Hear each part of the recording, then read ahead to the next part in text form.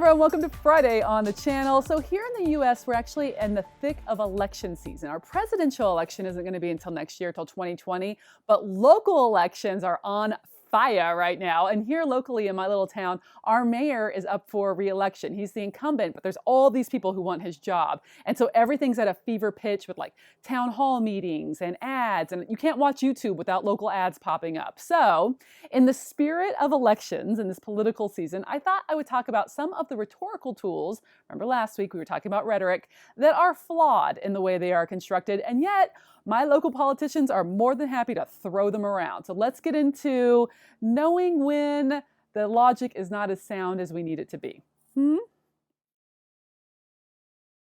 All right, hey guys, today I want to talk about logical fallacies. Last week we talked about the tools of rhetoric that Aristotle gave us, that good old ethos, pathos, and logos. If you missed that opening, go ahead and hit pause, go to the description bar, click on the link to last week's video, and you can get caught up. But now I want to talk about this week the flaws in reasoning that people use when they're trying to bolster a weaker argument. We really want to avoid these types of arguments because they're very easy to pick apart and take down because they are built on assumptions that aren't always true. So you actually will find these all around, and I'm going to give concrete examples that you'll see. Your friends give you logical fallacies when they're trying to argue to get you to do something. Advertisers certainly are well known for this. Politicians, and as we're heading into this political season, you'll see a lot of these logical fallacies being thrown about to try to sway the audience. But you, my friend, will not be fooled because you will identify that as one of these fallacies. If you study rhetoric, argument in collegiate level, there are like hundreds of these different types of fallacies. We're going to talk about 10 of the most common ones because this is just an introduction. This is just early high school stuff. But we're going to go over these 10. I'm going to do the first 5 this week, and then we'll hit the pause button, and then I'll catch up with you guys next week, and we'll cover the last 5. So we're just going to jump in with hasty generalization is the first one. Basically, drawing an inference from insufficient evidence is a hasty generalization. Just because one thing happens doesn't mean it's true for all. And so the example I give you here is like, let's say you bought a Toyota and it broke down. So then you make the hasty generalization that all Toyotas must be poorly made. Well, that's not necessarily true. It might be true, but it might not be true. So you can't just say that as fact without a whole lot more evidence. It might just be you got like the rare lemon. You just got the garbage one that came off the assembly line. So we don't want to generalize. I see kids do this like if they have a bad experience in a math class. Suddenly they're not good at math and math isn't for them. And you're like, that seems like a hasty generalization. Or, you failed out of French class, so you must not be able to learn foreign language. I'm like, what? Like, no, you haven't proved that. You had a bad experience, but don't generalize that that's like always true for you in every situation. All right, number 2 is faulty causality. That is deciding that because one event immediately followed something else that happened, that the first thing caused the second thing to happen. And again, it may be true, but maybe not. It could just be a coincidence. This is the whole correlation does not imply causation. Scientists in the lab are going to definitely focus on this, and lawyers, right? Just because this one thing happened doesn't mean there was the reason why.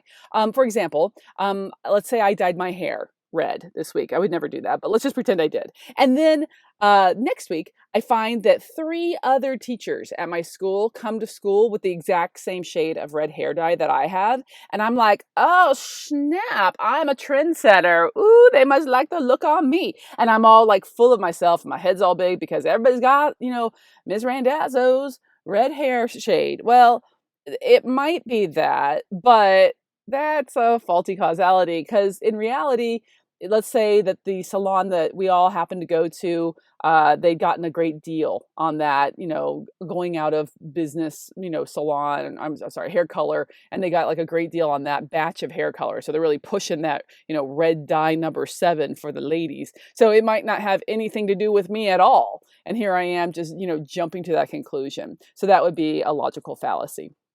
Number 3 is the either or supposition.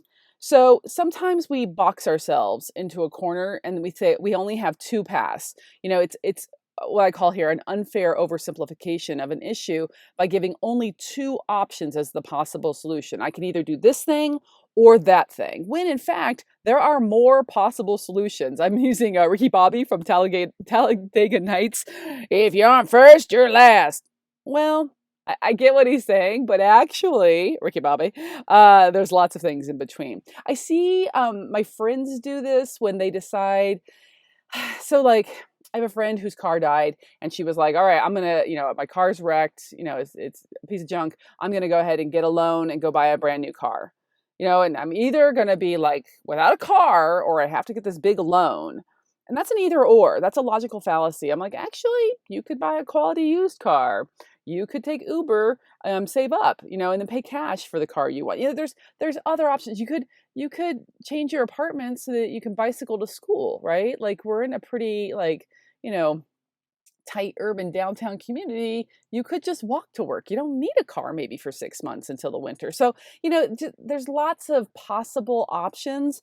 Don't trap yourself in the either or, and don't let somebody tell you that you only have two options. You can either, go to college or fail life. Well, I don't agree with that. There's lots of possible options for you out there. All right. Number 4, this time around, slippery slope.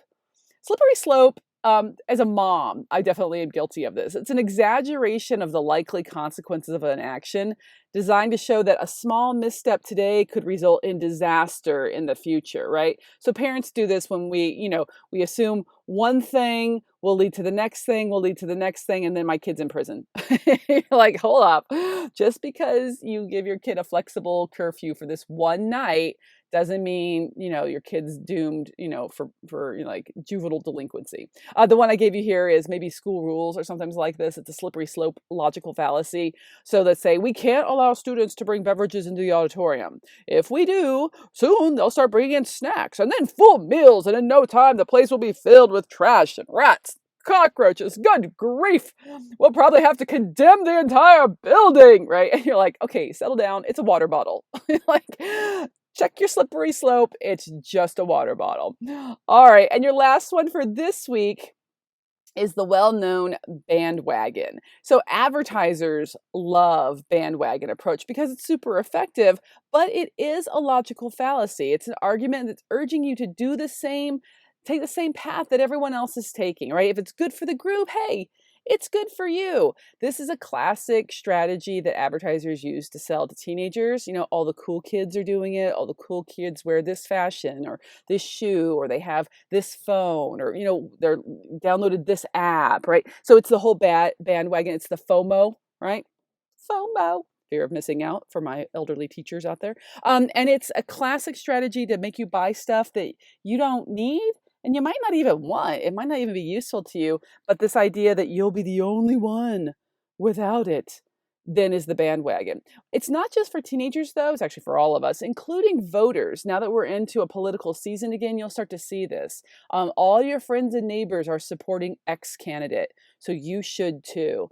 There's some voters who actually rely on the fallacy of the bandwagon approach to determine their position on issues.